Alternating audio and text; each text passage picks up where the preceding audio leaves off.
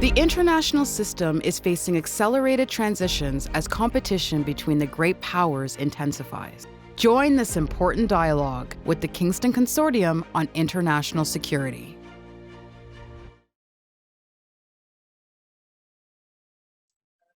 So, Maintenant, pour notre dernier panel d'aujourd'hui, j'aimerais vous présenter le Dr. Gaëlle Rivard-Pichet. Alors, elle est de la recherche et développement pour la défense Canada. Elle va nous parler de l'Amérique du Nord et de l'Arctique. Gaëlle, est-ce que vous avez besoin de quelques minutes? Bon, nous allons attendre quelques instants. Merci encore une fois d'avoir respecté l'heure. Je sais que j'ai menacé de vous regrouper, mais jusqu'à maintenant, ça roule assez bien. Et n'oubliez pas de surveiller l'heure pour que on n'empiète pas sur l'horaire de demain.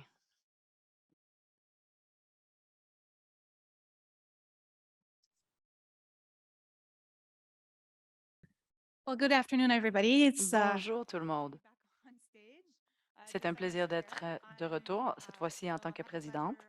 Il me fait plaisir de présider ce panel qui se penche sur NORAD.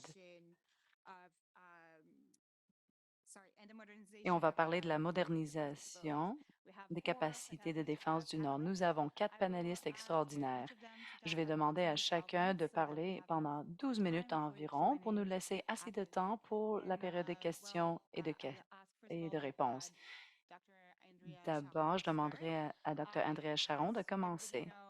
Comme vous le savez tous, elle est directrice de son centre.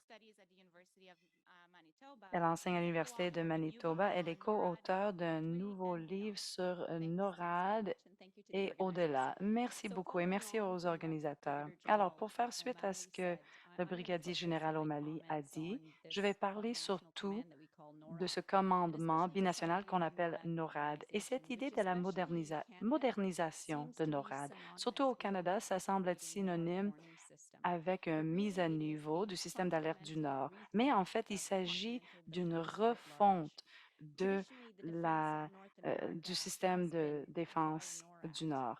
Traditionnellement, c'est le NORAD qu'on utilise pour nous défendre.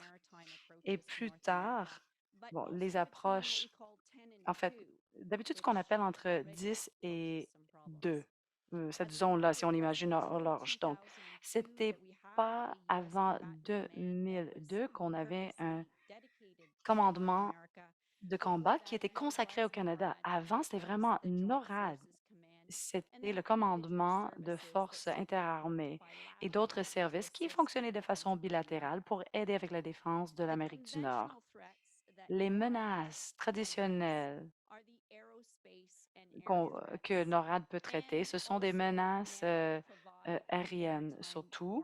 Et maintenant, il y a la fonction d'alerte maritime. Quand on pense aux menaces non traditionnelles, et par là, je tiens compte des préoccupations de sécurité humaine. Et c'est ça, ce sont les menaces les plus urgentes. Et c'est surtout ça, notre problème à l'avenir si on ne règle pas le problème de logement, entre autres, parce que ça ne relève pas du mandat de NORAD. Par contre, avec la modernisation de NORAD et une refonte de cette idée de l'utilisation double, ça pourrait être une possibilité. Tel que noté dans la nouvelle stratégie arctique des États-Unis, les menaces traditionnelles et non traditionnelles commencent à s'ajouter. Et donc, on doit penser à la manière dont on va s'adapter à cette situation. Selon moi, cependant, même si NORAD évolue et pense à sa façon de se préparer à l'avenir, je crois que nous avons intégré 4 limites. Et ces limites sont artificielles et imposées de façon artificielle parfois. Et c'est vraiment un moment pour les États-Unis et le Canada d'optimiser les choses étant donné le mandat actuel de protéger l'Amérique. Ces 4 limites sont donc celles entre les alliés et les régions NORAD. Deuxièmement, le partage des renseignements, surtout lorsqu'on parle des populations locales. Troisièmement, la limite de la portée mondiale des opérations de NORAD et quatrièmement, l'accent sur l'Arctique, surtout cet espace entre 10 et 2, si on veut. Euh, Donc, ça représente une autre barrière. Alors, même si on croyait qu'il s'agissait d'idées logiques quand la compétition stratégique était faible, nous avons maintenant une menace à proximité de la Russie et il y a la question de la Chine. Donc, les tensions sont beaucoup plus élevées. Il faudrait très peu d'incidents pour que les choses deviennent beaucoup plus graves rapidement. Maintenant, nous sommes dans une ère de dissuasion par déni, entre autres, mais on s'éloigne de cette notion de dissuasion par punition. Quand on parle du déni, ça coûte plus cher aux adversaires, mais on ne peut pas permettre d'échappatoire. Si on se limite à ces frontières artificielles, nos adversaires peuvent euh, en tirer des avantages. D'abord, entre les alliés et entre les régions NORAD elles-mêmes. Je l'ai mentionné avant, en raison du plan unifié des États-Unis, le monde est divisé. On ne peut pas les appeler géographiques, ces zones de commandement de combat. Ce que ça signifie concrètement, les alliances associées au commandement de combat croient qu'on croit qu'il y a d'autres contraintes. Donc, quand on regarde on regarde l'Arctique européenne, l'Arctique russe, et qui s'occupe de l'Arctique de l'Amérique du Nord, mais nous avons ce petit problème de champ de vision dans l'Arctique en Amérique du Nord.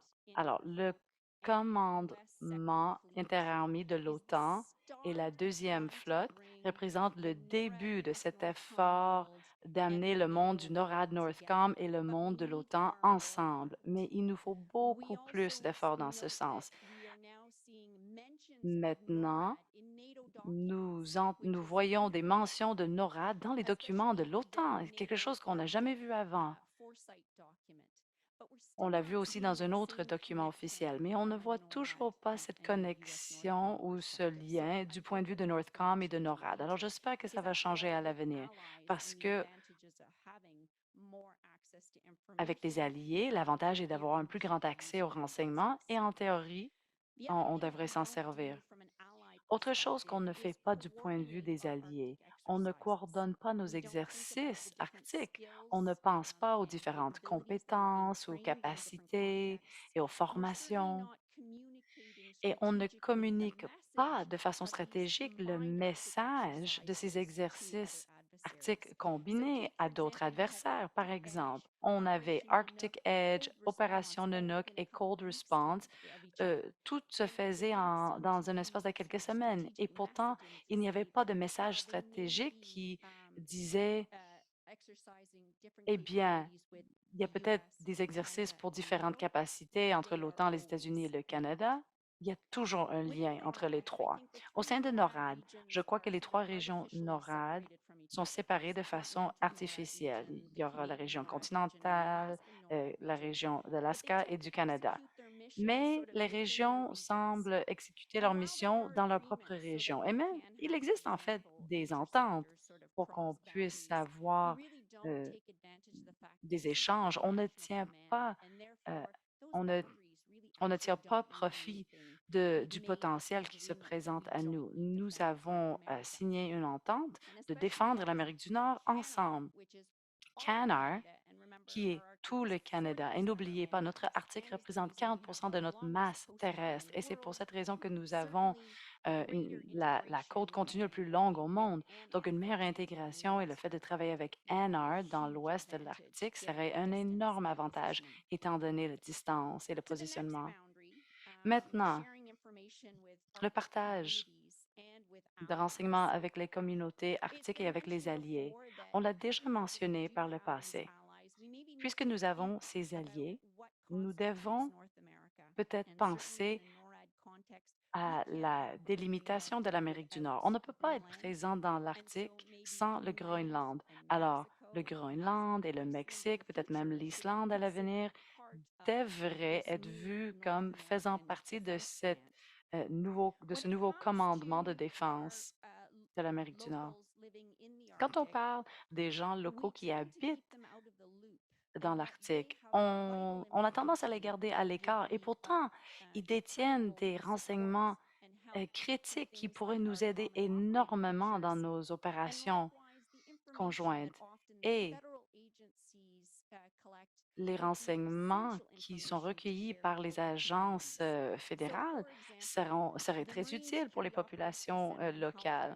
Bon, il y a un centre maritime à Halifax, en Nouvelle-Écosse. Si vous ne connaissez pas les MSOC, comme on les appelle, surtout vous, les étudiants, alors c'est un sujet de thèse fabuleux qui vous attend. Alors, celui à Halifax joue un rôle important. C'est un exemple merveilleux d'une approche pan-gouvernementale. On a Transport Canada, la GRC, la garde côtière et ainsi de suite. Tout le monde partage le renseignement et ils se disent, bon, on comprend tous ensemble ce qui se passe dans l'Arctique, mais on ne partage pas ces informations avec les communautés locales. Et alors, la première fois que les gens locaux apprennent que quelque chose se passe chez eux, eh bien, c'est en voyant le navire qui passe. Donc, ils ont aussi des renseignements très utiles qui pourraient nous aider, nous, dans nos opérations. Alors, NORAD est au bout de la chaîne d'alimentation et bénéficie de tout ce qui rentre du fédéral. On oublie une des raisons clés pour laquelle on a besoin de ces renseignements, c'est dans le but de protéger les Canadiens et les Américains qui vivent dans ces régions. Alors, pour la mission NORAD, n'oublions pas non plus qu'elle est mondiale en portée, c'est-à-dire qu'il s'agit vraiment d'un petit peu tout dès lors que c'est dans l'air, maritime et sur terre. Et puisque l'on parle de commandement, très souvent, les unités se limitent, les commandements se limitent à leur zone d'intervention, surtout dans le contexte arctique. Lorsque l'on pense, par exemple, à l'activité que l'on voit sur les îles entre l'Indo-Pécan et le nord des États-Unis, c'est le district 17 pour les États-Unis, eh bien, sachez que c'est une zone très active à l'heure actuelle. Et si nous avions des informations NORAD, ça serait très intéressant. Mais NORAD se limite à 1,5 domaine. Et je pense que nous devons vraiment réfléchir à avoir un commandement de défense nord-américain qui aille plus loin. Enfin, dernière zone de préoccupation, c'est cette approche 10-2, c'est-à-dire on parle de l'Arctique et Amérique du Nord, et cela laisse le littoral, cela laisse l'approche du Sud visible, donc vulnérable. Et puis, il y a également l'Antarctique. Il y a beaucoup de leçons à tirer de ce qui se passe en Antarctique. D'abord, en ce qui concerne les recherches scientifiques, nous apprenons beaucoup de choses de l'ozone grâce aux scientifiques britanniques qui sont en Antarctique, mais il y a également un mécanisme de prise de décision qui est semi-étatique, semi-non étatique, si vous voulez, ce qui n'est pas du tout le cas en Arctique où il y a les observateurs et les États. Donc, il est important que nous tirions les enseignements de l'expérience de l'Antarctique et que n'oublions pas non plus que la participation des populations autochtones est fondamentale. C'est ce qui rend le Conseil de l'Arctique si unique et il fonctionne si bien, et il faut vraiment aller sur cette voie. On ne pourra pas faire avancer les choses sans la participation permanente des populations autochtones. Pour conclure, je dirais que la Russie nous rapproche d'un conflit armé très dangereux. Il y a vraiment ici une escalade et ce sont ces petites escalades et ces petits incidents qui pourraient tout faire, qui pourraient déclencher quelque chose de sérieux. Donc, nous devons absolument veiller à ne pas prendre de décisions précipitées. Donc, ce qui est très important, c'est d'insister sur les mécanismes de construction plutôt que les mécanismes de réaction. La bonne nouvelle, c'est que toutes ces questions sont en train de changer de perspective. Et je crois que en modifiant notre perspective, nous arriverons à avoir un commandement à l'architecture beaucoup plus adapté, et de sorte que nous puissions avoir des systèmes de surveillance beaucoup plus pertinents.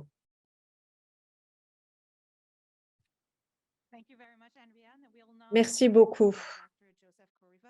Eh bien, nous allons donner la parole au capitaine Jacob French, qui est responsable des forces communes du Nord. L'un des 5 commandements, je crois, si je ne m'abuse. Hein.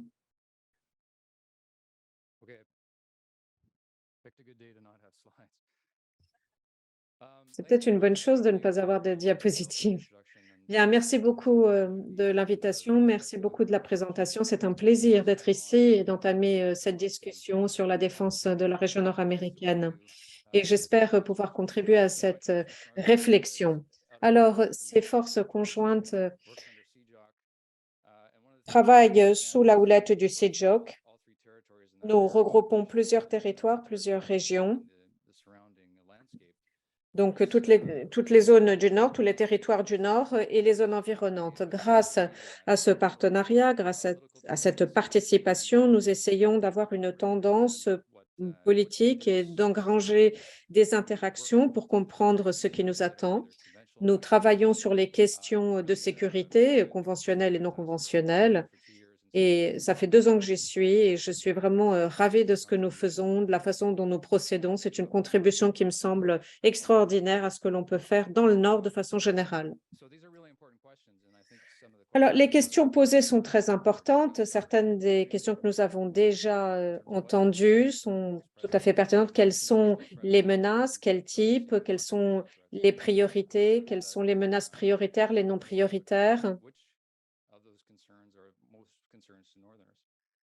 Quelles sont les préoccupations prioritaires pour les gens du Nord? Quelles sont les questions auxquelles il faut se préparer?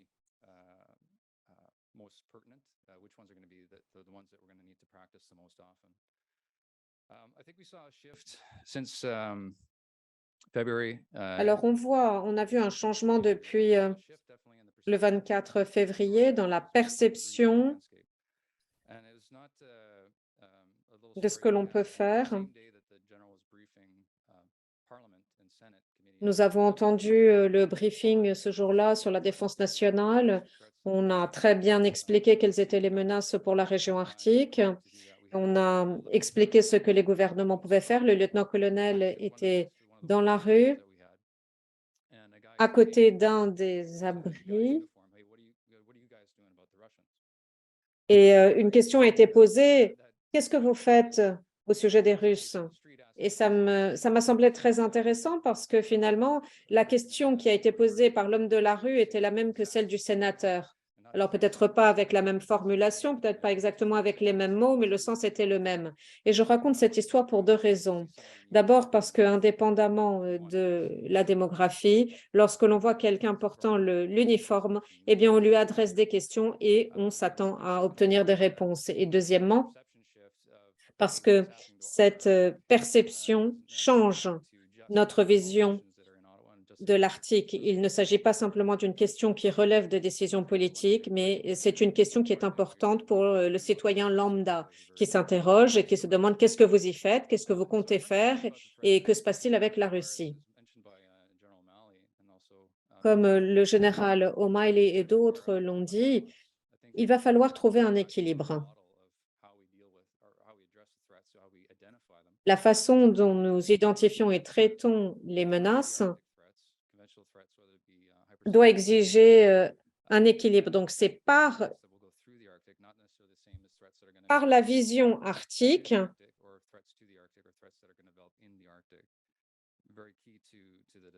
que l'on va pouvoir développer une politique. Donc, il faut absolument comprendre les menaces en Arctique qui se posent pour l'Arctique. Alors, la question des menaces conventionnelles ou non conventionnelles, cela a été mentionné, mais en réalité, qu'est-ce qui les distingue? Je crois que l'un des éléments essentiels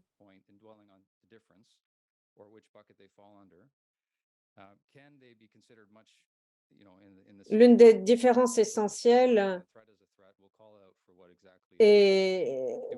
tient à certaines choses, mais en réalité, plutôt que de s'occuper des différences, plutôt que de savoir ce que l'on met dans quel panier, je crois qu'il serait beaucoup plus intéressant de se concentrer sur les réponses à apporter, peu importe qu'il s'agisse de menaces traditionnelles ou non. Moi, j'aimerais me concentrer sur 3 choses qui me semblent importantes. Et j'essaierai d'être bref pour que nous ayons le temps de passer au débat et peut-être d'évoquer quelques exemples. D'abord, travailler sur la reconnaissance d'une menace. Qu'est-ce qu'une menace? Quels sont les différents volets d'une menace? Et il faut pour cela renforcer les compétences et voir également comment développer les méthodes de riposte. Donc, à ce titre, il est intéressant de voir la différence entre les menaces traditionnelles et non traditionnelles. C'est ce que le conférencier précédent a dit. Mais identifier ces compétences, cela signifie également travailler sur plusieurs domaines. C'est-à-dire comprendre ce que l'on peut faire dans un champ d'action concernant ce type de menace. Donc, lorsque l'on parle de capacité, on essaie de voir quel sera le seuil, quelles seront les activités nécessaires au niveau du seuil, et puis ensuite voir comment nous pouvons monter dans les capacités. Comment est-ce que les intervenants étrangers agissent et influencent nos agissements à nous en Arctique? Donc, il faut des efforts combinés et pas simplement une présence. Il ne suffit pas simplement d'être là et d'espérer que tout ira bien. Il faut travailler sur l'analyse, essayer de comprendre quelles sont véritablement les menaces contre lesquelles nous travaillons, être capable de les reconnaître, de les identifier. On a beaucoup parlé de l'échange d'informations de renseignements au niveau local et on le voit très, très bien dans ces opérations interarmées. On s'adresse aux gouvernements locaux, aux communautés locales. On utilise vraiment les communautés du Nord, elles sont au nombre de 65. Nous avons des liens extraordinaires avec ces communautés. Il y a une représentation fabuleuse de ce que les forces canadiennes sont capables de faire dans ces communautés.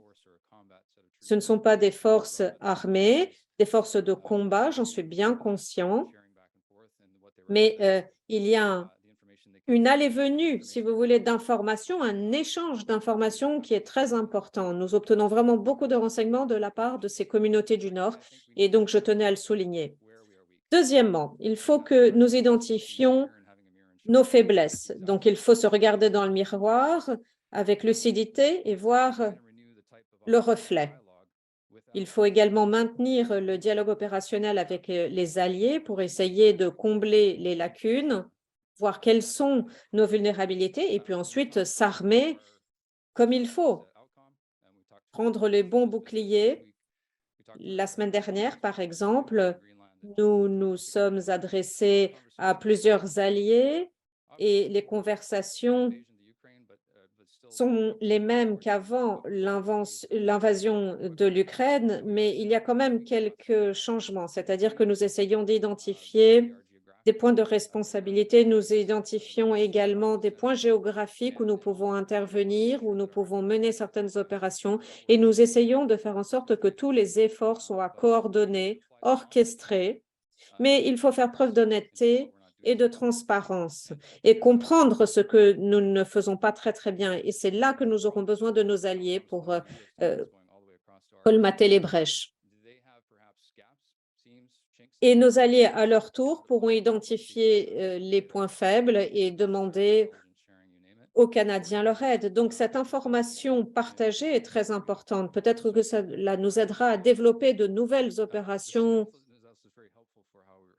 Donc, je pense que cet exercice est extrêmement utile. Et puis également tirer parti des enseignements que nous avons tirés.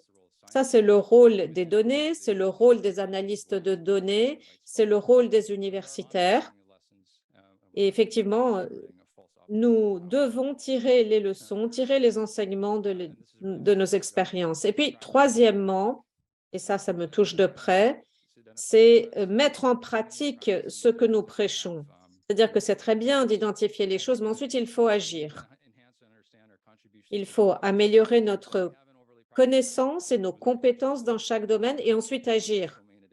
Donc nous devons comprendre quels sont les domaines, conventionnels ou non, sur lesquels nous devons agir. Reconnaître la menace, c'est très important. Peut-être que la menace sera nouvelle, non traditionnelle, et c'est là que nous devons vraiment passer à la pratique. Nous avons un groupe de travail sécurité qui se réunit 2 fois par an, et l'objectif de ce groupe est de voir ces problèmes, de comprendre quels sont les domaines qui n'ont pas fait l'objet d'exercices pratiques et qu'est-ce que cela signifie du point de vue sécuritaire. En novembre prochain, nous allons par exemple nous intéresser au cyber, donc à tout l'espace cyber et aux espaces, au domaine, si vous voulez, pour travailler avec les gouvernements, les communautés, le secteur privé, comprendre comment nous pouvons saisir les contours de toutes ces questions. Le plus important, c'est de passer à la pratique. Donc, il ne s'agit pas de mener des opérations à grande échelle. Il y a des commandements qui s'en occupent, mais c'est parfois semer ici des petits éléments qui vont pouvoir avoir un retour intéressant. Et ça, c'est travailler avec les alliés, avec les partenaires. Et ça, c'est une des fonctions clés. Par exemple, moi, si je ne travaille pas avec mes logisticiens, eh bien, je ne fais pas mon travail. Il est très important de développer un plan d'action, de continuer la pratique, c'est-à-dire à mettre en œuvre les décisions prises. Et vous comprenez, là, je fais le lien avec ce que je disais tout à l'heure en disant qu'il faut faire ces exercices avec les alliés. La présence militaire, travailler sur ces zones non confortables, non habituelles, est une bonne chose. Cela montre notre capacité à répondre à différents types de scénarios, y compris des scénarios avec lesquels on est moins familiarisé. Alors, maintenant, j'aimerais parler de ce qui nous attend ensuite, c'est-à-dire l'étape suivante, les partenariats, le renforcement des capacités, les meilleures pratiques pour rester souple, agile, réactif.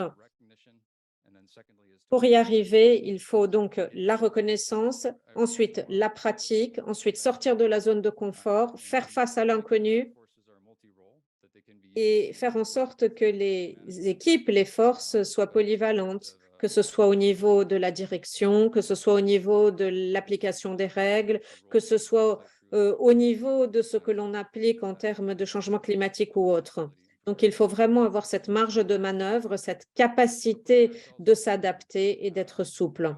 Aller plus loin dans notre réflexion, accepter de réfléchir autrement. Alors, je reviens maintenant à ce que je disais tout à l'heure, la conversation de la rue avec Monsieur Tout-le-Monde. Monsieur Tout-le-Monde qui nous demandait, alors vous faites quoi au sujet des Russes? On pourrait très bien éluder la question, mais en réalité, ce serait utile de répondre à cette question, c'est-à-dire de la regarder en face. À chaque fois, on doit s'interroger, pourquoi faisons-nous les choses ainsi? Pourquoi agissons-nous ainsi? Nous sommes redevables de ce que nous faisons à l'égard du gouvernement et de la population. Et j'en resterai là.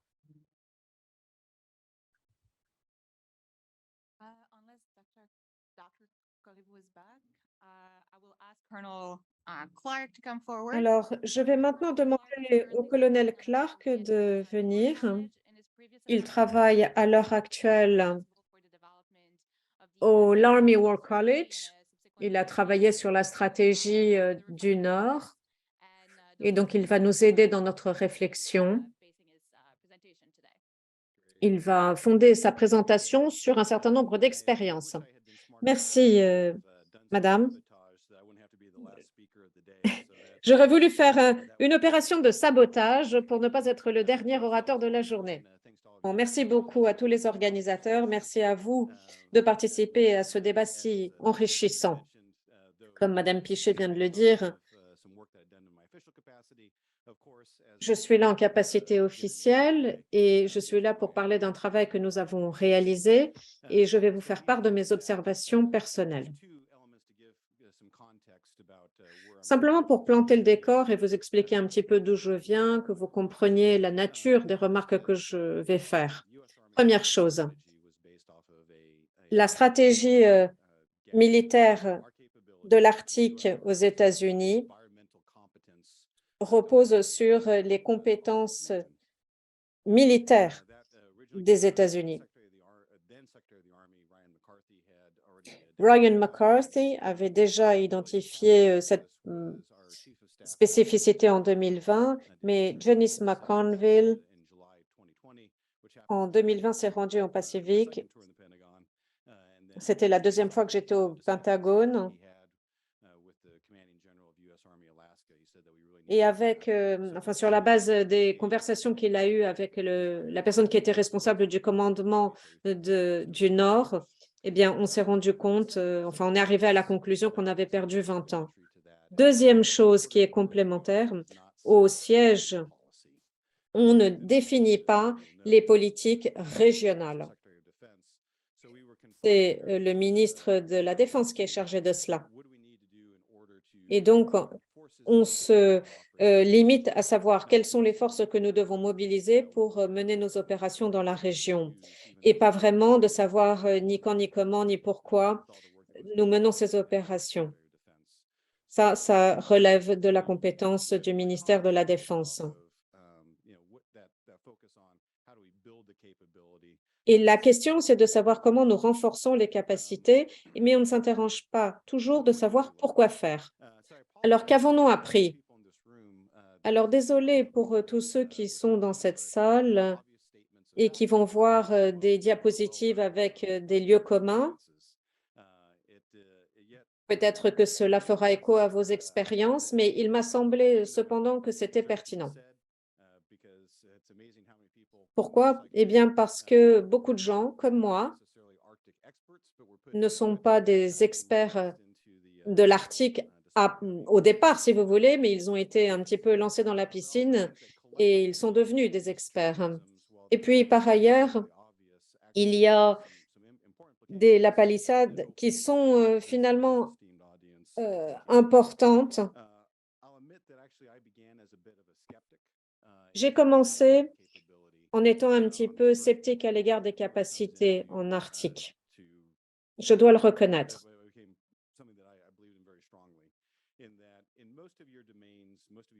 Dans la plupart des domaines, dans la plupart des environnements, eh bien, les bonnes forces bien disciplinées, bien entraînées remporteront toujours la bataille. Elles ne seront peut-être pas toujours efficaces, efficientes au départ, mais en dernière instance, elles arriveront à atteindre leurs objectifs dans un laps de temps assez court. Eh bien, en Arctique et compte tenu du climat, eh bien, il faut se rendre à l'évidence que ce n'est pas vrai. Les exercices militaires, tous ces exercices que nous menons ne sont pas toujours pertinents dans cette zone. On l'a vu après la Seconde Guerre mondiale. Je ne suis pas sûre que nous sachions modéliser les aspects tactiques des forces et donc je ne suis pas sûre que nous sachions créer des modèles pertinents.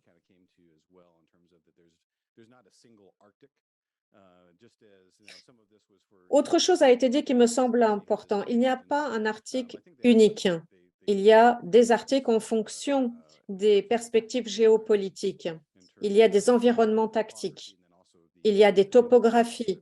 Il y a des infrastructures, certaines disponibles. Donc, on ne peut pas parler d'une seule région arctique. La stratégie pour toute la zone arctique, c'est-à-dire en basse altitude, en haute altitude et autres, exige un certain nombre de compétences. Mais je ne crois pas que nous y arriverons. Enfin, je crois qu'il faut faire beaucoup plus pour y parvenir. On ne peut pas gérer tout cet univers de compétences et de connaissances avec un seul groupe. Il va falloir unir nos forces. Certains ont dit que l'Arctique était un problème sur 4 ans. Est-ce que je peux survivre? Est-ce que je peux lutter dans un environnement extrêmement froid? On parle beaucoup de l'hiver, mais c'est parfois l'été qui pose des difficultés particulières. Jim McConville avait dit, lorsque nous devons monter des opérations tactiques, il faut rester froid et continuer à faire preuve de froideur. Et je crois qu'il avait raison, mais il faut être plus spécifique aussi. Donc, il y a l'Arctique nord-américain et c'est sur cet Arctique-là que nous devons renforcer nos forces pour les utiliser dans cette région et peut-être pas partout. Les unités tactiques ne font pas toujours partie des unités opérationnelles. Nous avons des brigades d'intervention en Alaska, mais avoir des forces tactiques compétentes, ce n'est pas suffisant. Il y a d'autres aspects opérationnels qui sont très importants pour pouvoir atteindre les objectifs. Et il y a aussi un enchevêtrement ici de points qui me semblent très importants et qui ont des implications. Parce que les opérations en Arctique sont menées par de petits groupes.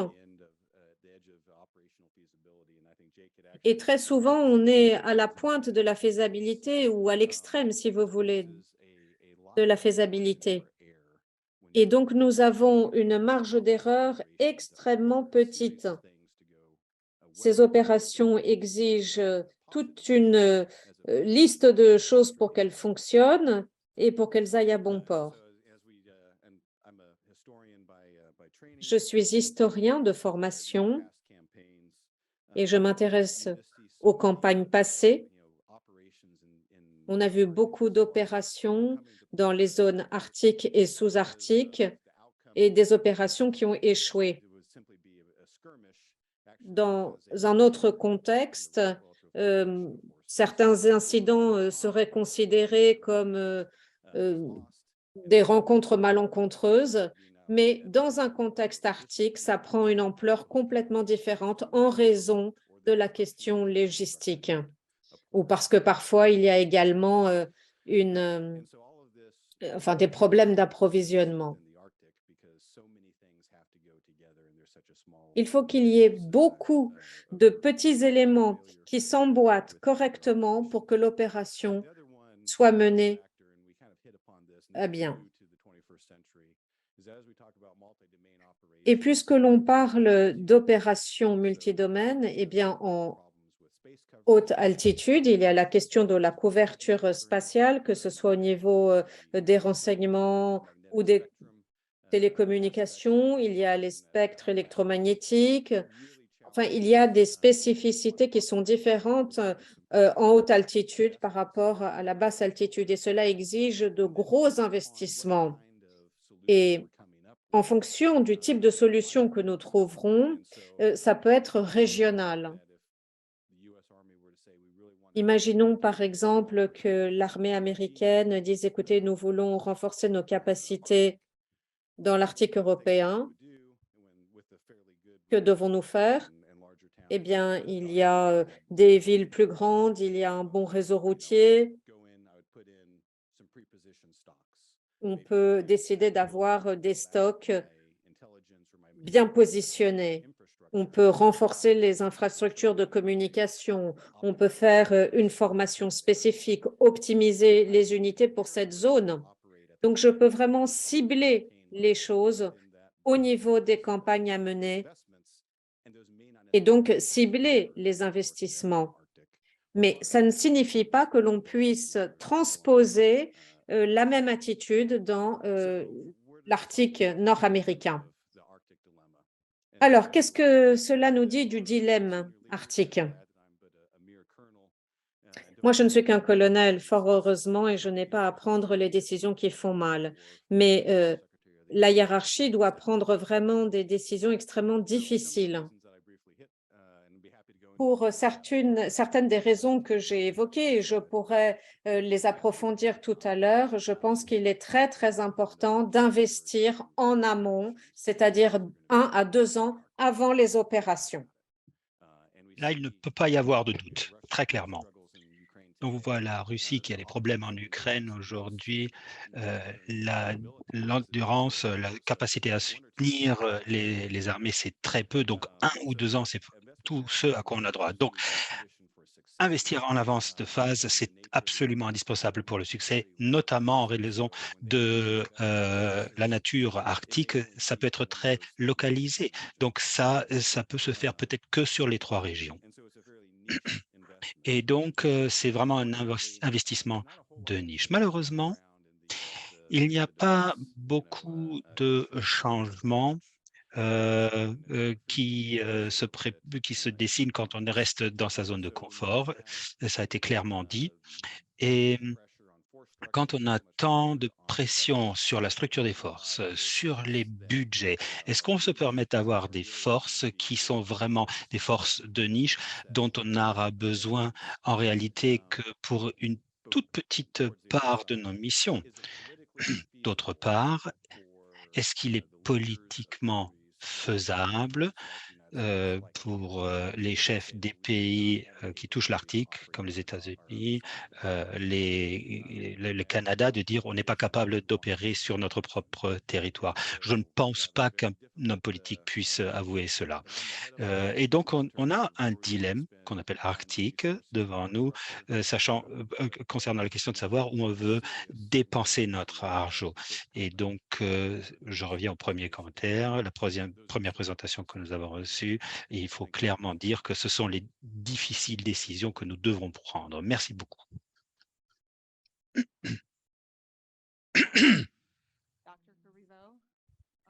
Corrido? Voilà, j'ai l'impression de faire l'objet d'un rappel sur scène. Alors quelque chose de complètement différent,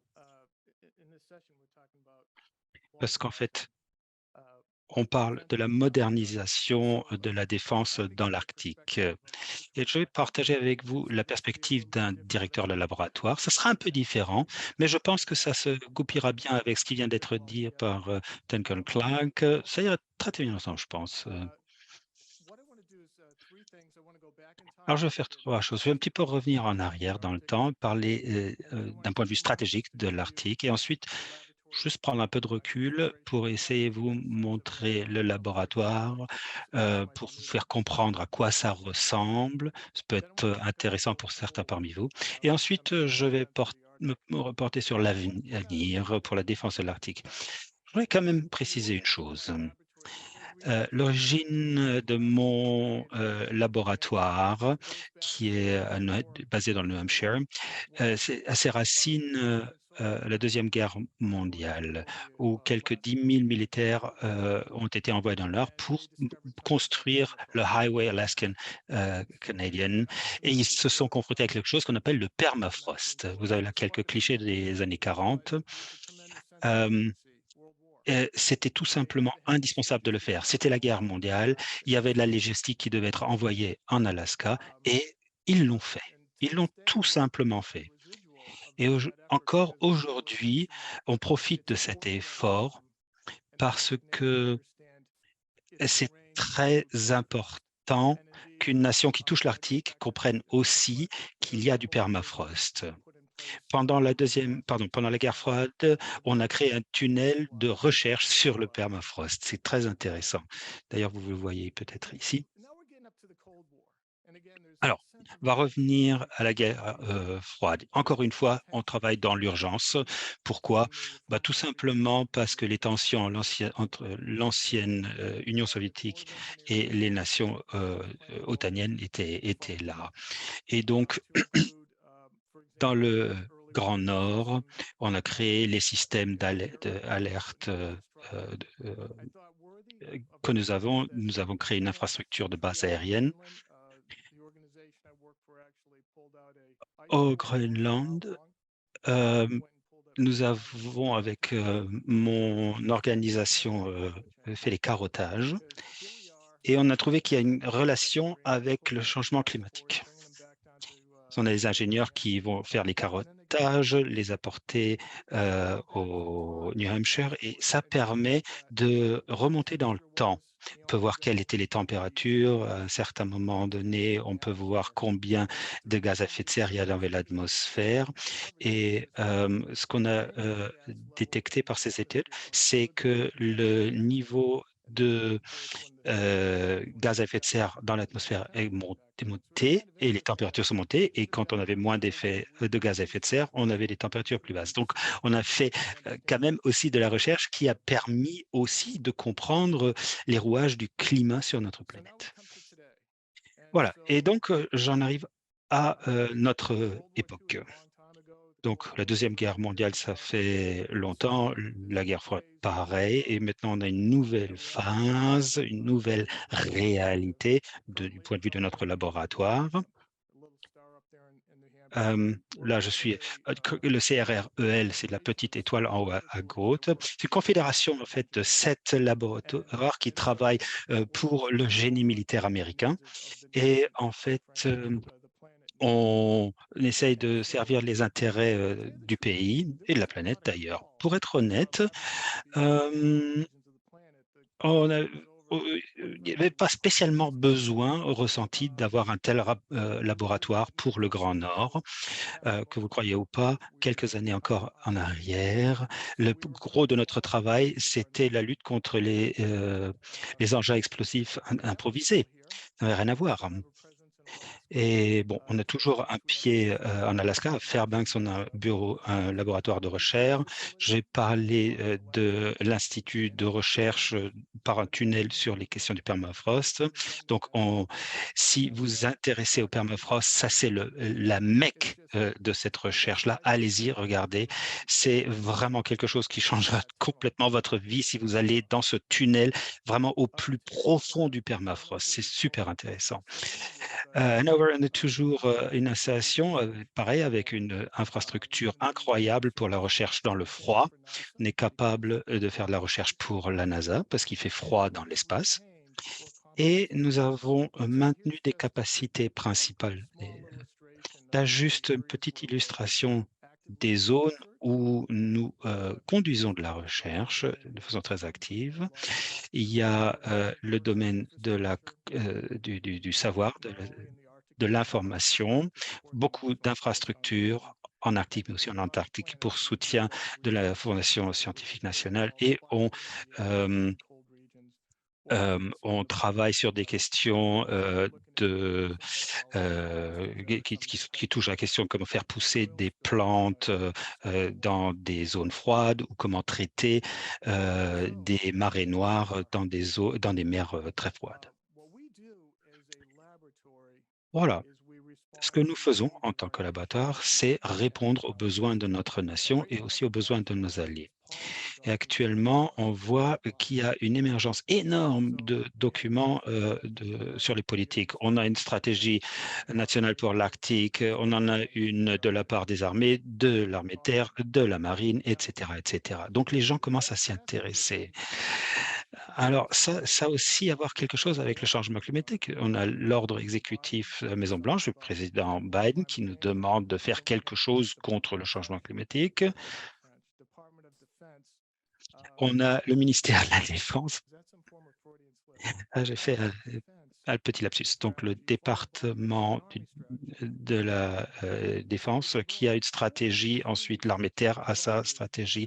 Donc, il y a quelque chose sur le plan stratégique qui se fait quelque chose et qui nous dit, voilà, on va nous demander de fournir des informations scientifiques, de faire de la recherche pour essayer de trouver quelles seront les priorités dans l'Arctique et par rapport à ce changement climatique. J'ai travaillé dans le génie militaire et en ce moment, ils sont en train de développer, je crois, 10 protégés, une première priorité, c'est le changement climatique et ensuite la défense de l'Arctique. Donc, on a cette dynamique. Je vais arriver au niveau tactique plutôt. On essaye de maintenir les gens, d'informer les gens, parce qu'il y a des gens qui prennent des importations très importantes pour la défense de l'Arctique. Et là, les politiques sont importantes.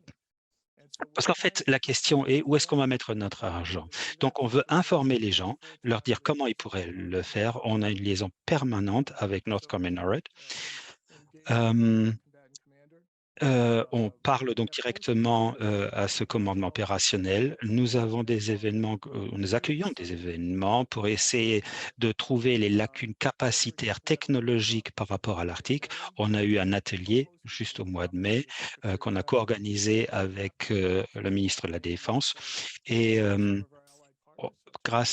où on a été allé chercher les représentants des différentes armées, de nos partenaires, pour trouver les lacunes capacitaires qu'il fallait combler. Ensuite, on a eu un deuxième atelier qui s'est plutôt concentré sur les questions de l'infrastructure. Encore une fois, l'armée de terre, la marine, les armées de l'air, nos partenaires canadiens, etc. Tout ça pour discuter des lacunes capacitaires à remplir pour l'avenir. Et donc, tout ça, ça montre qu'il y a quelque chose qui se passe. D'accord? Donc, il y a des gens compétents qui viennent chez nous, qui s'intéressent à la question, qui nous demandent qu'est-ce qui se passe dans l'Arctique. Et donc, nous, on est là pour répondre à ce besoin d'information pour développer des stratégies qui concernent l'Arctique et qui concernent sa défense et le changement climatique. Dernière diapo, juste un exemple des sujets qui arrivent, qui montrent ce qui devrait être fait, qui pourrait être fait dans l'Arctique. Alors, les gens nous demandent, c'est quoi froid? En fait, il y a plusieurs manuels. Si les chiffres qui sont donnés sont très différents. Les gens on essaie de trouver une température minimale à laquelle on doit encore être capable d'opérer. Alors, si vous avez une idée, venez, dites-le, dites-le. Ah ouais, déjà quelqu'un là sur le podium qui veut nous dire ça. Alors, vous avez entendu parler de la conscience de la situation, c'est extrêmement important, notamment quand on parle de détection de menaces. Il y a beaucoup d'exemples pour la modernisation de l'infrastructure, notamment.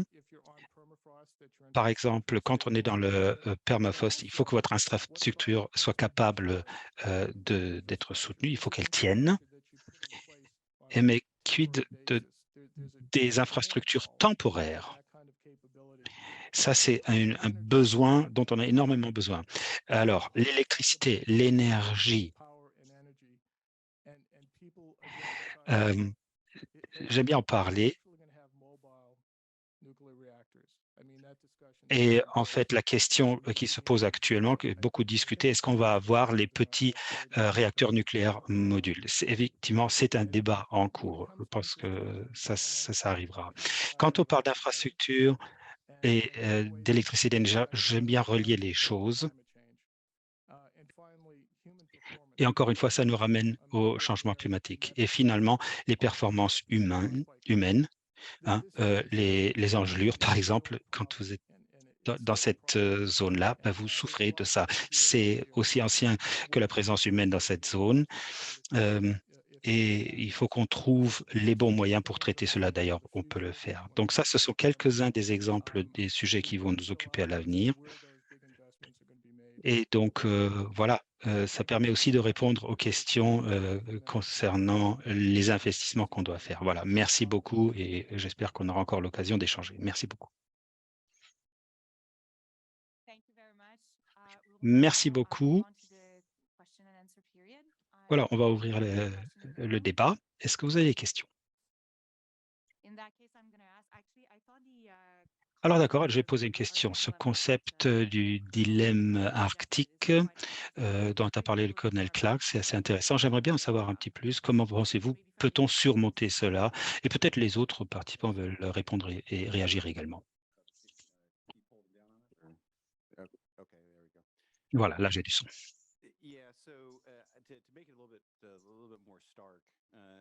Alors, on va essayer d'étayer tout cela. le fait qu'on ait cet aspect binaire à la capacité arctique, qui n'est pas un enjeu dans d'autres environnements. On combine ça avec le fait que nous estimons qu'il existe un énorme changement en besoin de ressources pour arriver d'une capacité minimale de différence à la capacité à soutenir des opérations offensives.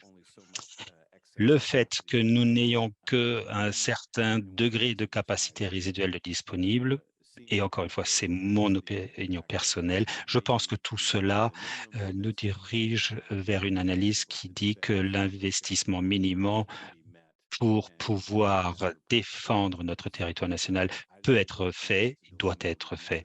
Donc, je ne pense pas que ce dilemme soit quelque chose que nous puissions résoudre, on ne peut pas s'en sortir. Alors, si on veut avoir plus de la capacité de projeter une grosse force, et j'ai entendu ce qui a été dit, notamment par rapport à la stratégie de l'armée de terre. Il m'a montré tous les efforts à faire sur une des diapos. Je pense qu'il faut proposer des options d'investissement au ministre. Ce n'est pas juste une stratégie, mais plusieurs options d'investissement.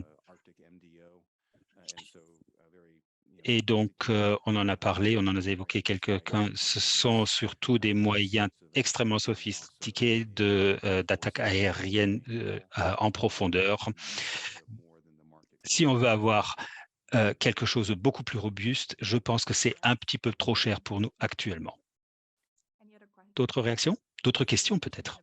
Une question tout à fait au fond de la salle.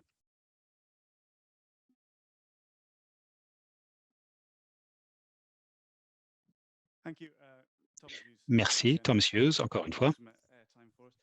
J'occupe un peu beaucoup le micro. Merci pour ces présentations. Une question pour Captain Frank. Ça concerne le concept du domaine de l'information.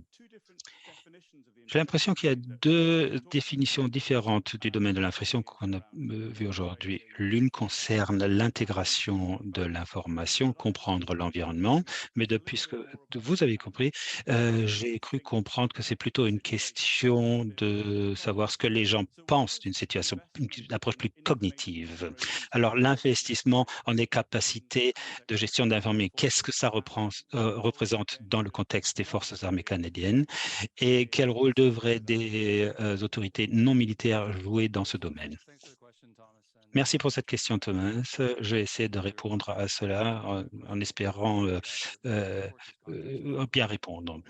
Alors, ce dont je parlais dans ce domaine-là, c'est notamment le messagerie, le système de messagerie devrait être capable d'identifier des opérations informationnelles qui sont dirigées contre nous.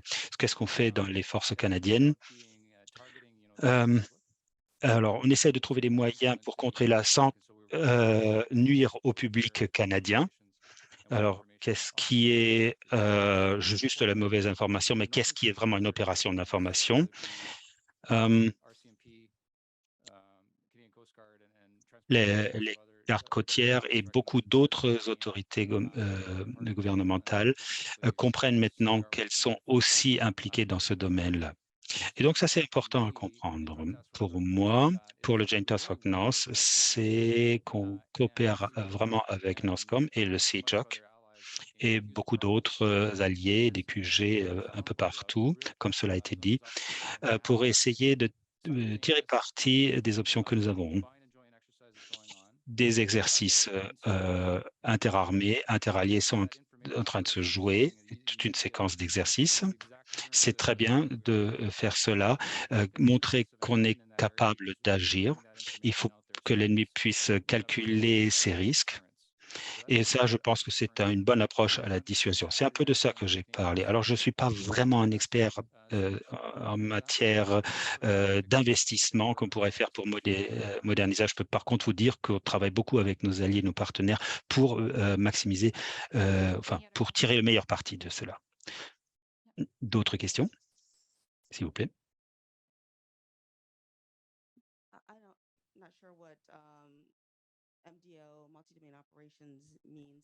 Alors, je ne sais pas trop ce que veut exactement dire opération multidomaine dans ce scénario global plus vaste de l'Arctique, mais j'ai l'impression que c'est très concentré sur l'infanterie. Alors, quid du cyberespace, quid des capteurs? Si on a tout ça, on n'a peut-être pas besoin d'une division de fantassins au sol. Il faudra peut-être parler de cela aussi. Tout à fait, je pense que c'est une excellente question que vous posez. Et ça rejoint beaucoup ce qui vient d'être dit. Une chose que nous avons vue, notamment dans le domaine des opérations d'information, encore une fois, l'Arctique, c'est quelque chose de particulier, puisque la densité de population est normalement quelque chose d'important dans les opérations d'information et tout simplement la densité très faible dans l'Arctique. Alors, est-ce que c'est un avantage ou un désavantage, un inconvénient? C'est une question de contexte, mais ça permet d'ouvrir un espace de manœuvre qu'on ne peut pas forcément avoir ailleurs, là où on a des densités de population très élevées, très importantes, où tout le monde a un téléphone portable, la 5G, etc. Donc là, oui, effectivement, on peut peut-être un petit peu mieux contrôler l'espace. Mais voilà, donc je reviens à votre commentaire. Dans la presse, vous avez beaucoup entendu parler ou lu d'une task force multidomaine avec l'armée de l'air américaine, notamment sur le devant de la scène. On travaille avec le Wilson Center et Iris Ferguson, qui est responsable au niveau du ministère, mais quand il était encore dans l'armée de terre, quand on lui a demandé quel était le plus grand risque pour la stratégie de l'armée de l'air, elle disait en fait le plus gros défi, c'est l'extension de l'infrastructure informatique. Voilà. Alors, est-ce que ce serait capable de faire des opérations multidomaines dans le Nord? Oui, mais je pense que ça rendrait nécessaire des investissements extrêmement importants pour mettre en place la reconnaissance, etc., des structures de commandement. Il faudrait qu'on soit capable d'opérer à proximité des pôles. Voilà. Donc, je ne pense pas que quelqu'un sera vraiment capable de résoudre ces problématiques. Bon, je crois que si on voulait vraiment le faire, on pourrait certainement le faire. Les ingénieurs trouveraient certainement des solutions. Je crois que l'armée de l'air est déjà un petit peu plus avancée. Ils y pensent concrètement, je pense, mais on regarde aussi un petit peu la facture et ça, bon, ça les refroidit peut-être un petit peu. Donc, bon vieux fantassin, c'est peut-être la meilleure option à avoir là-haut, même si ce n'est pas au goût du jour. Alors, j'ai une question pour Dr. Corriveau. Alors, on se concentre toujours sur la question de l'étude du temps, de la météo froide. Mais dans quelle mesure étudie-t-on le changement climatique et qui quid d'un moment où on va vraiment avoir des températures plus élevées, on va avoir plus d'insectes, on va avoir plus de faune, par exemple. Est-ce que vous étudiez ça aussi?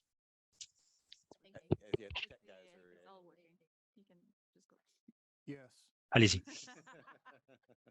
Oui, on étudie. Oui,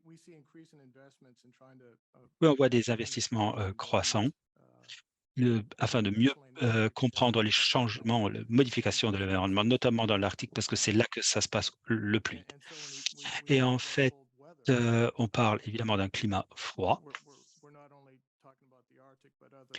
Et quand on fait ça, on ne parle pas juste de l'Arctique, mais d'autres régions froides du globe, où on pourrait éventuellement songer à avoir un conflit armé, comme par exemple de l'Est de l'Europe, et d'ailleurs on vient de le voir en Ukraine, et on va voir ça encore plus maintenant que l'hiver approche.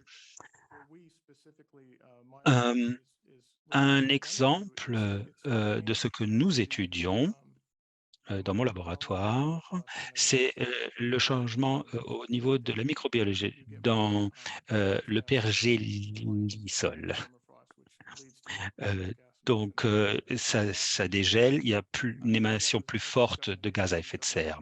Et nous, comme d'autres acteurs, d'autres pays, sommes, voyons là un gros problème. Quid si, qu'est-ce qui se passe si un jour il y a des pathogènes qui peuvent sortir de cette façon-là des sols qui auront été congelés depuis longtemps? Alors,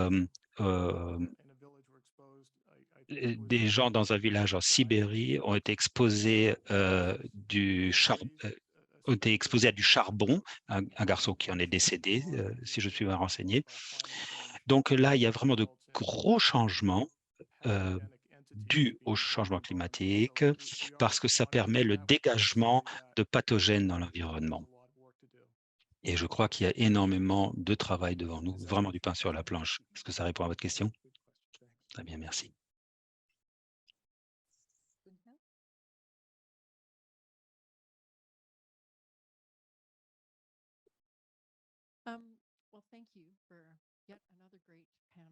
Merci pour, encore une fois, un excellent débat, même si c'est le dernier de la journée, que ça fait tard, c'est vraiment très, très intéressant. Professeur Cordova, votre dernière diapo, vous avez montré une publication que je dois absolument lire, qui s'appelle Regaining Arctic Dominance, récupérer la dominance en Arctique. Sincèrement, ce sujet-là, tout au long de la journée, en écoutant ces débats, et j'anticipe un petit peu sur ce que je vais dire demain, ont montré l'importance d'une coopération civilo-militaire qui doit avoir lieu pour effectivement défendre l'Europe. Ce n'est pas juste une opération militaire. Il y a énormément de choses qui vont se faire dans le domaine civil. On en a beaucoup parlé de choses qui se passent en dessous d'un certain seuil. Donc ça, de toute façon, c'est des réponses civiles qui sont appelées à ce niveau-là. J'en apprends beaucoup sur cela. Que ce soit, si je vois ce qui se passe dans cette zone, que ce soit des États-Unis ou le Canada, je ne sais pas s'il faut regagner la dominance dans cela. Mais il y a beaucoup d'aspects qui touchent le monde civil. On a parlé des vulnérabilités et de quelle façon elles sont exploitées par des menaces en dessous d'un certain seuil. Et encore une fois, j'anticipe sur ce que je vais dire demain. Mais j'aimerais quand même savoir comment vous appréciez ces vulnérabilités. Les menaces en dessous d'un certain seuil ont à voir avec des vulnérabilités qui existent déjà dans nos sociétés, qui sont liées à nos mauvaises attitudes les uns envers les autres, les inégalités et tout ça. Ce sont des choses où on essaie de nous polariser, de diviser nos sociétés. Donc, j'aimerais bien que vous nous disiez quelles seraient donc ces vulnérabilités, notamment dans cette zone, auxquelles on pourrait s'attaquer. Et je ne parle pas juste des adversaires étrangers. Je pense qu'il y a là aussi une facette nationale, interne. Peut-être le colonel qui veut lancer la réponse.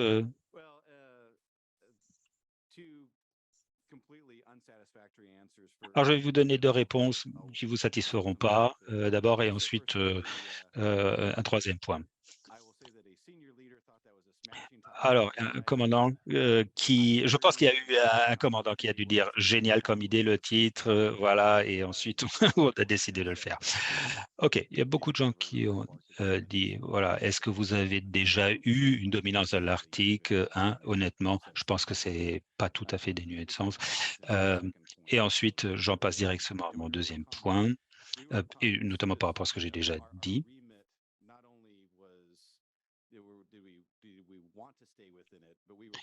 Non seulement voulions rester là-bas, mais on nous a clairement dit, dites juste comment vous voulez créer des forces tactiques de l'armée de terre, parce que sinon on se serait fait descendre puisqu'on serait rentré, on aurait marché sur les plates-bandes des autres armées. Mais ça, c'est des histoires de bureaucrates. Voilà. Plus généralement, la stratégie arctique, elle n'a jamais eu affaire à ça parce que ça aurait été dépassé le volume. Mais je crois quand même que vous touchez un sujet qui est extrêmement important. Je pense qu'il faut vraiment être très précis dans nos réflexions. C'est vraiment quelque chose de très nouveau. Et d'ailleurs, je ne suis même pas sûr que le mot menace est le bon mot, parce que ça ça dirige déjà vos réflexions. De toute façon, ça touche aussi au domaine des décisions qu'on devra prendre, où il faudra essayer de balancer les différents intérêts. Je suis conscient, c'est peut-être pas satisfaisant comme réponse, mais je ne pense pas forcément que les armées, c'est ce qu'il y a de plus important dans ce domaine. Excellente question, non seulement du point de vue militaire, mais du point de vue civil.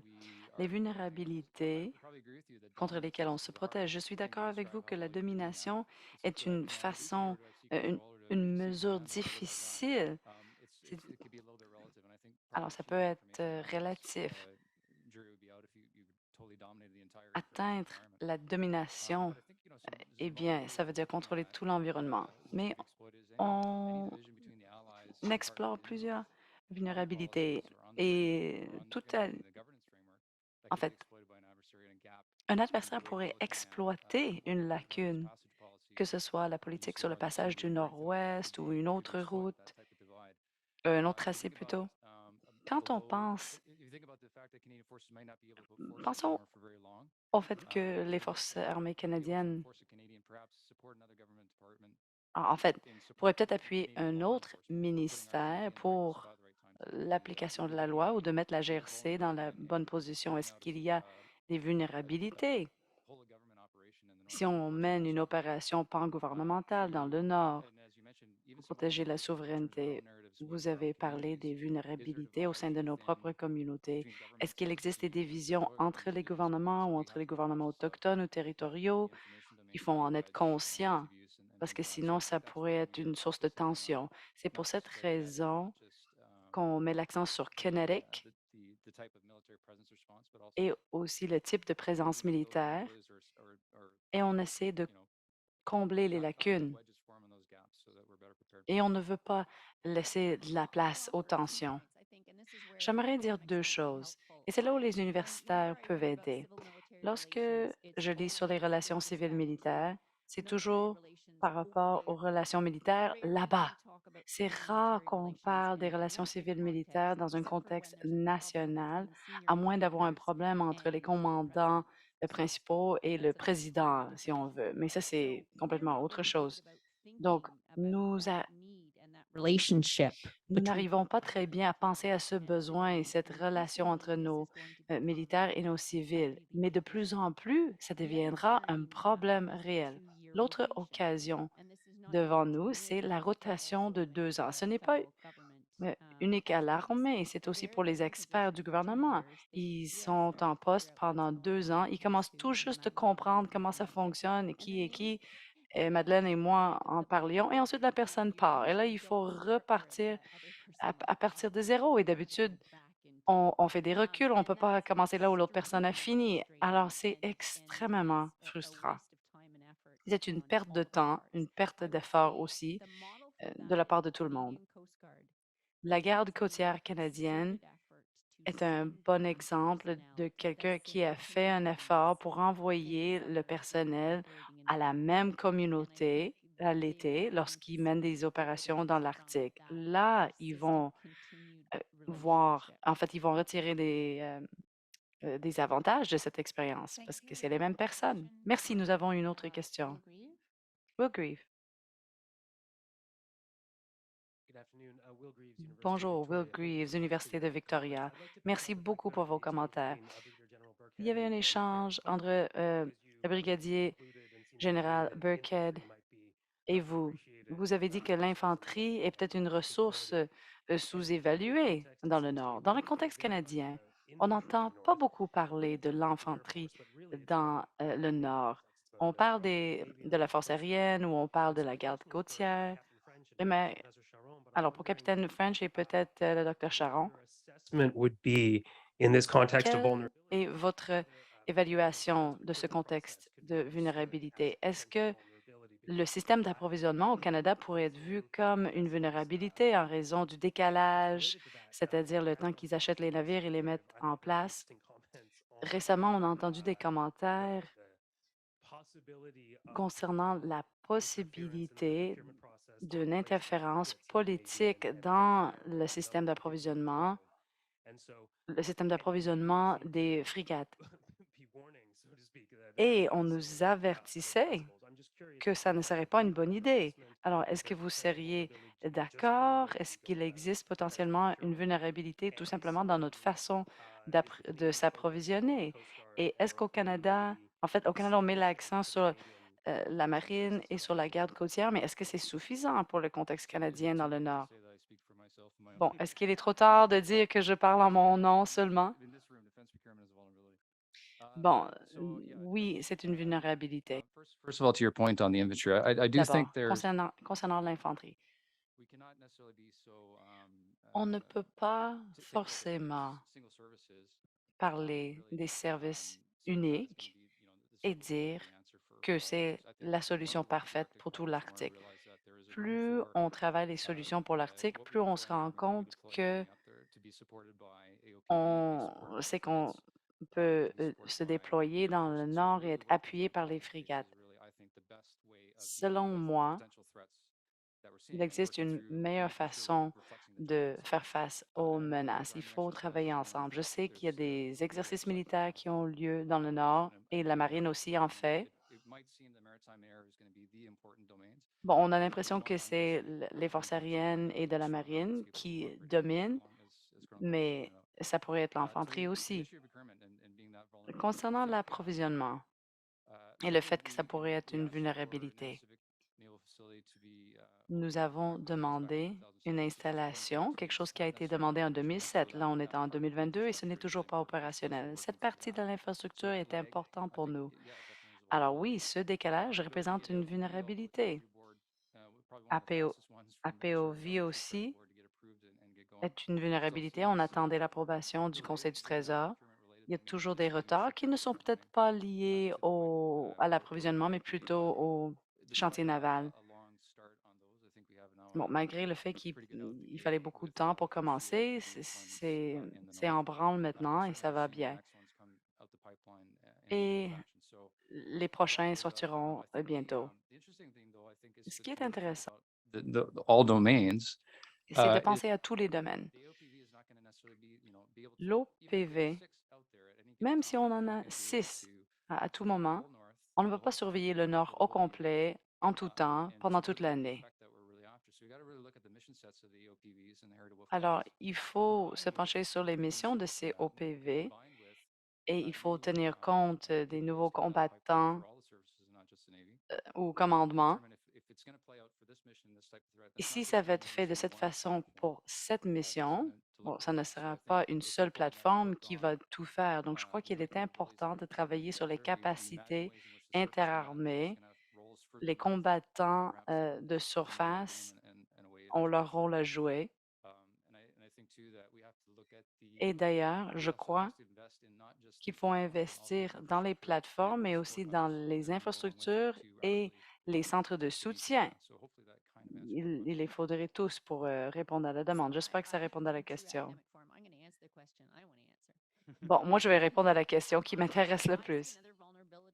Je constate une autre vulnérabilité. L'approvisionnement, oui, mais de plus en plus, je suis préoccupée par notre dépendance des bénévoles pour des opérations de recherche et de sauvetage, surtout au Canada, mais encore plus dans l'Arctique. Très souvent, les membres de la communauté sont les pompiers et le ranger et la personne de la recherche et de sauvetage. Donc, c'est toujours les mêmes personnes. Industry has a different perception of what Le secteur voit les choses différemment et voit les ressources disponibles différemment. En 2016, lorsque le Crystal Serenity, la plus grande croisière, a passé, là, on a eu beaucoup de couverture des médias et on disait ce que les communautés devaient faire pour contribuer à tout scénario de recherche et de sauvetage, pour qu'on ne dépende pas uniquement des communautés locales. Bon, on parle de revenir à la normale, les gens veulent aller voir les choses rapidement pendant qu'ils aient l'occasion, mais en fait, ça va être aux communautés locales de s'en occuper et elles seront dépassées par tout ça. Est-ce que c'est juste? Y a-t-il d'autres questions?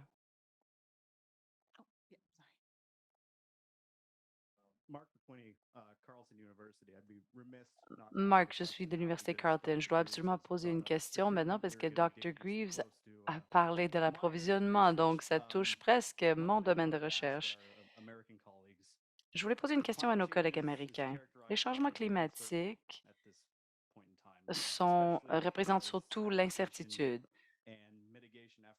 Il y a des efforts d'atténuation et d'adaptation qui se font en ce moment.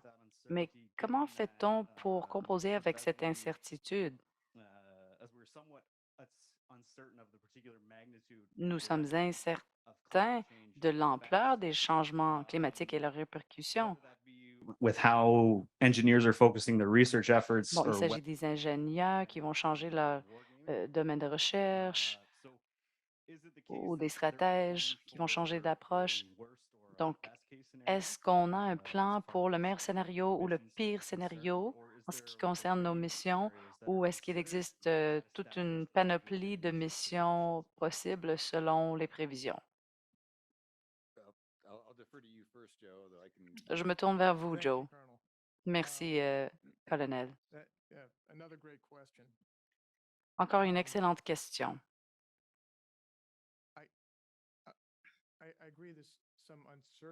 Je suis d'accord que la situation est incertaine, mais les données probantes sont très claires. La planète change rapidement. Aux États-Unis, ce que je vois,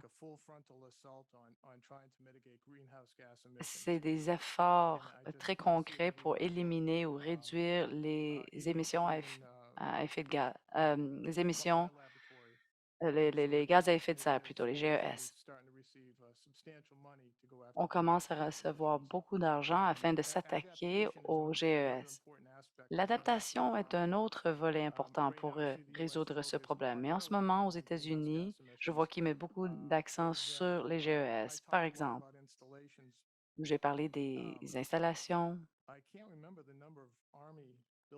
Je ne me souviens pas le nombre de bâtiments militaires, mais le gouvernement américain fédéral s'est rendu compte que ces bâtiments émettent énormément de GES. Donc, on veut vraiment faire quelque chose pour lutter contre ce phénomène. Quand on parle des GES et leur atténuation, on parle aussi des véhicules électriques et on commence à se rendre compte du défi que représente le fait d'être propriétaire d'un véhicule électrique. En tout cas, si tout le monde est propriétaire d'un véhicule électrique. Alors, je crois que le gouvernement américain commence à passer à l'action et il veut aussi travailler avec d'autres pays et avec le secteur privé parce que le défi est absolument énorme si on veut lutter contre les GES qui sont émis dans l'environnement tous les ans. Si on veut suivre les preuves scientifiques, eh bien, je pourrais vous sortir des statistiques pour vous déprimer, mais c'est très grave là, ce qui nous attend. Donc, on doit réagir rapidement, sinon la situation va devenir encore pire. Alors, je crois que je vais m'arrêter là et j'ai hâte de voir ce que le colonel va ajouter. Bon, nous faisions des prévisions avant de quitter le bureau et je vois ça du point de vue d'un historien et mon patron avait fait des études en histoire aussi. Alors, on avait présumé qu'il y aurait une taxe de 10 à 15 sur le budget militaire, par exemple pour l'atténuation, la transition vers les nouvelles technologies, des flottes tactiques et non tactiques. Alors, on n'était pas si préoccupé par ce genre de choses-là. Ce n'est pas forcément les changements de premier ordre, mais plutôt de deuxième et de troisième ordre qui nous concernent. Bon, ce sont des problèmes de génie qui seront difficiles et qui vont être très, très difficiles pour certains, mais quels sont les changements sociaux, économiques, politiques qui découlent de tous ces changements? C'est là où ça commence à nous faire peur. Et c'est là où l'incertitude prend tout son sens, parce que la Révolution française a été déclenchée en partie par un changement extrême qui se traduisait par un prix plus élevé du pain. Alors, heureusement, je ne fais pas partie de l'équipe de la stratégie. Bon, s'il vous plaît, joignez-vous à moi pour applaudir nos panélistes.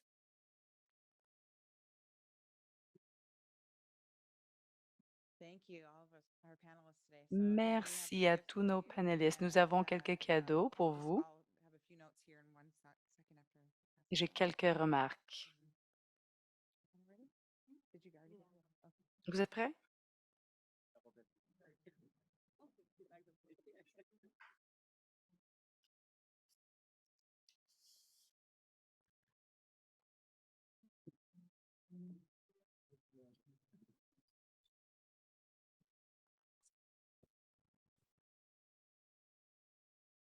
C'est maintenant le temps de conclure la journée. Quelques notes administratives. Si vous venez au souper de croisière ce soir, ça sera sur le navire Island Boat. Ça sera à 18 heures. En fait, c'est en arrière de l'hôtel. Ensuite, vous verrez le quai. Le bateau est fermé, mais il peut faire froid. Alors, s'il vous plaît, apportez un manteau et habillez-vous en conséquence. Si vous êtes là demain, nos panélistes sur la diplomatie et la coopération internationale et sur la coopération de sécurité conjointe, un rappel que nous allons commencer à 8h25 ici dans cette salle. Et s'il vous plaît, n'oubliez pas de partager votre expérience avec nous ici sur les réseaux sociaux. Merci d'utiliser vos mots-clics et de nous identifier dans vos messages affichés.